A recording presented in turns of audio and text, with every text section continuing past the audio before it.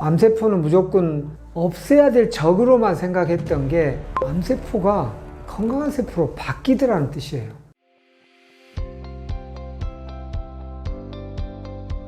암세포를 정상세포로 되돌린다? 어떤 얘기인가요?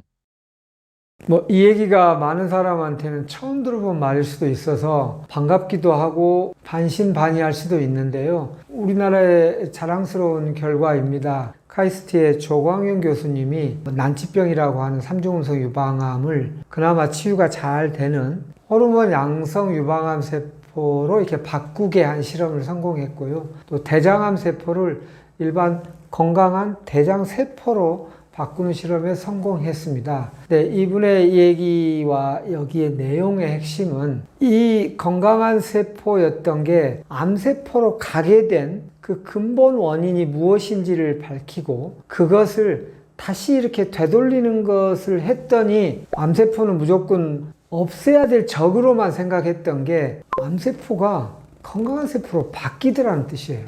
원래 암세포는 외부 생명체가 들어와서 활동하고 암약하고 있는 세포가 아니고 원래 우리 세포였던 게 조건이 저산소, 저체온, 노폐물 정체가 되니까 어떻게 불가피하게 살아남으려고 일시적으로 시스템을 바꾼 세포였듯이 그 환경 조건을 바꾸었더니 다시 건강한 세포로 되었다는 거거든요. 이론적으로 맞는 말이고 근데 그건 어디까지나 이론이고 실제로 그렇게 되느냐를 실험에 성공한 거죠. 그래서 유명 학술지의 표지로 이렇게 하이라이트 되기도 한 것이죠.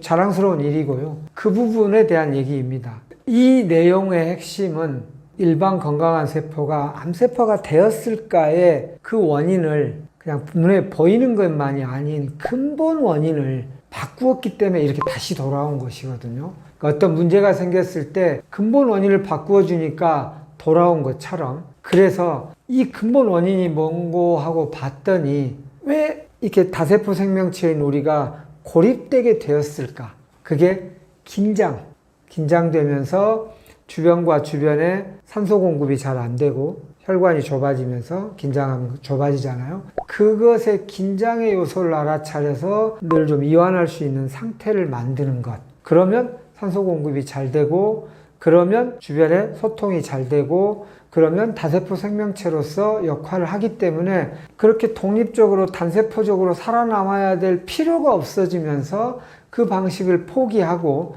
다시 다세포 생명체의 방식으로 돌아오게 되더라. 이 효과인 거죠. 그래서 이제 저희가 노력하는 바는 세포와 세포 사이에 이미 있는 노폐물을 정화하는 음식 치료, 또 그것이 계속 만들어지는 주변의 에너지 파장의 환경은 뭐냐면 긴장이에요. 그 긴장을 풀어주는, 이완할 수 있는 심리 치유, 그리고 늘 먹는 음식에 있어서도 노폐물을 남기게 되는 인스턴트 음식들 좀 줄이는 방식, 그리고 또 몸을 따뜻하게 하는 방식 등을 생활화했더니 이 원리가 생활 속에서 병원에서 좀 어렵다고 하는 암 환우도 소생하게 되는 결과를 낳더라 라는 뜻입니다.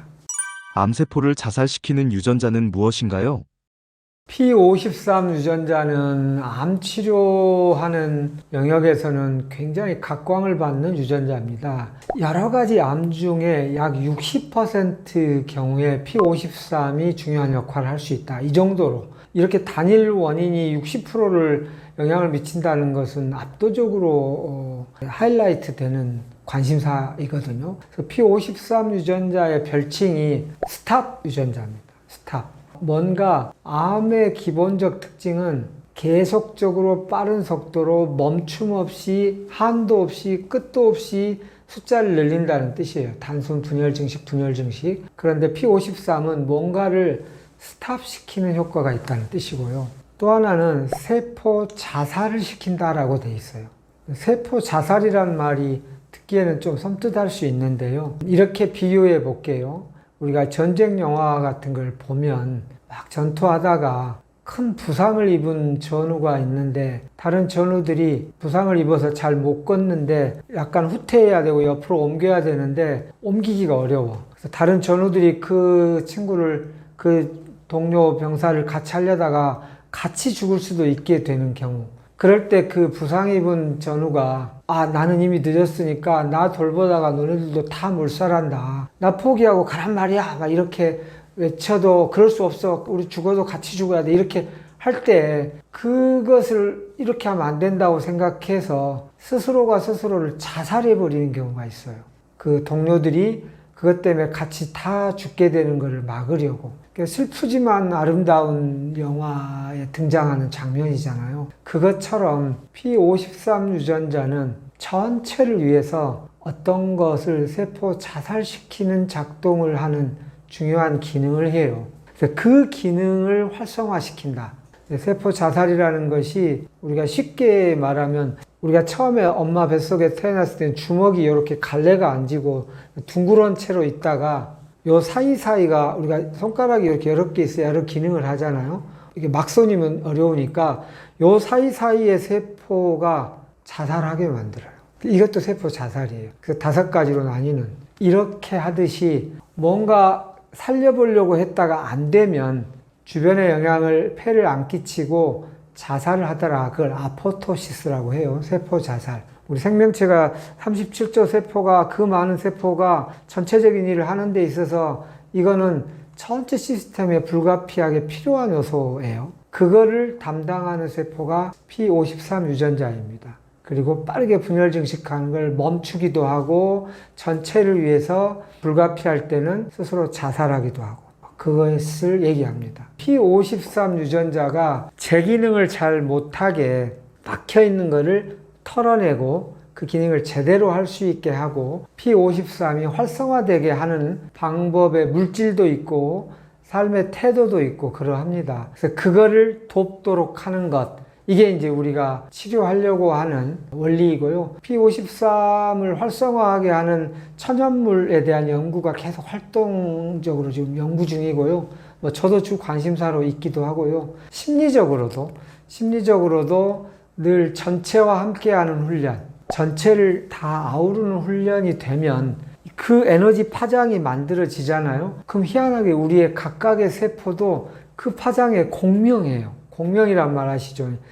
같은 파장으로 이렇게 진동수를 맞춘다는 뜻이에요. 그러면 희한하게 P53 기능이 잘 되면서 건강한 세포는 건강한 세포대로 이렇게 된 세포가 스스로 세포 자살을 하더라. 근데 세포 자살은 세포 괴사하고는 좀 다릅니다. 세포 괴사는 항암제가 그 점을 좀 아쉬워하죠. 세포 독성은 그냥 확 파괴시켜가지고 이러면 죽기는 하지만 막 염증 물질을 옆으로 뿜으면서 옆에도 약간의 불편함을 남겨요. 근데 세포 자살은 희한하게 이게 점점점 스스로 쪼그라들어가지고 우리가 면역세포 중에 대식세포라고 입이 크다고 표현하는 상징적으로 걔가 딱 먹기 좋게 주변에 불편함을 안 끼치고 딱 먹어서 그걸 재활용하기 좋게 그래서 세포 자살이라고 표현하는 거예요.